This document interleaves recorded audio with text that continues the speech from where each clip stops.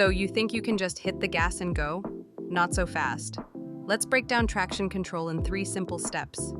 Step 1. It helps prevent wheel spin when you accelerate. Think of it as your car's way of saying, "Whoa, slow down." Step 2.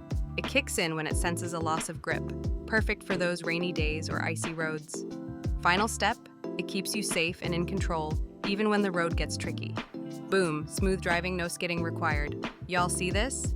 Use code SAFE10 for a special offer, or keep sliding around. Your choice.